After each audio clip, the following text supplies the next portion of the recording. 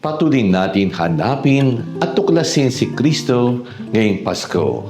Ako po si Padre Eric Arada mula sa Si Diyos ng Lipa at Kurapalako ng Parokya Santa Clara ng Assisi dito sa Barangay Santa Clara, lungsod ng Santo Tomas.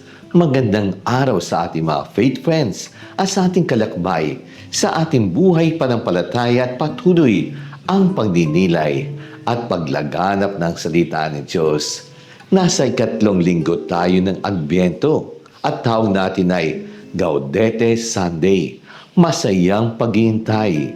Si Juan pa rin ang pangunahin nating tauhan sa gospel natin. Pinatatanong ko si Jesus ang Mesiyas o hindi. Unang pagninilin natin dito ay pangkaraniwan lang tayo ay magduda. Si Juan ay nasa bilangguan. Sa bilangguan ay may kadiliman. Walang posibilidad na makita na malinaw ang nangyayari sa labas. Maaaring hindi kinikilala ni Juan si Jesus bilang pinakihintay na Mesiyas. Siya ang sinalakay ng pag-aalinlangan. Kaya sinugo niya ang kanyang malagad upang suriin ang kanyang mga inaasahan sa isang nag-aapoy at mapanghusgang Mesiyas ay magpapabaksak sa kapangyarihan ng Roma ay hindi tumutugma sa aktual na misteryo ni Jesus ng awa at nagpapagaling. Ang kanyang tapat na tanong, ikaw ba ang darating o maghihintay kami ng iba? Pinapakita na ang pagdududa sa panampalataya ng isang tao ay likas na bahagi ng spiritual na palalakbay. Tandaan natin, kahit ang mga banal na tao ay dumadaan sa lagusan ng pag-aalinlangan at ito ang hindi isang masamang bagay. Sa kabaliktaran, minsan malaga pa sa ating espiritual ng paglago. Tinutulungan tayo nito maunawaan ang Diyos at laging mas dakila kaysa sa ating inaakala. Ang kanyang magawa at hagulan kumpara sa ating kalkulasyon. Ang kanyang mga pagkilos ay naiba.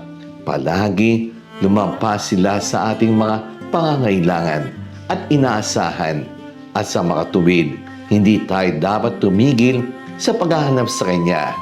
Ang mga pagdududa sa panampalatayang Katoliko ay karaniwan at nag-iiba mula sa normal na hindi pang-unawa kundi hanggang sa sadyang kusaloob ng pag-aalinlangan o pagtanggi sa katotohanan na may pagkakaiba ng simbahan sa pagitan ng taos-pusong pakikibaka na humahantong sa mamalalim ng panampalatayang mabuti kaysa sa matigas na kawalang paniniwala. Ang mga santo tulad ni Santo Tomas, Santa Mother Teresa ay nakararanas ng malalim na pakikibaka.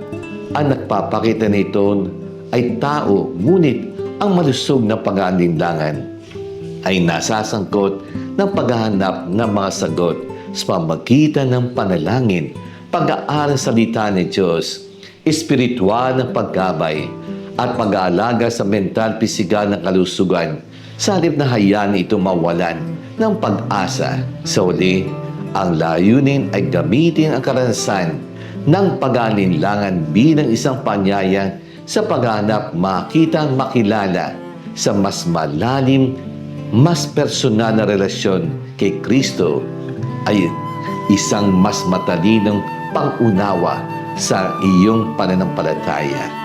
Let us pray. Lord, open our eyes to see the work of Christ happening all around us, and within us the blind seeing, the lame walking, the sick healed, and the gospel preached to the poor.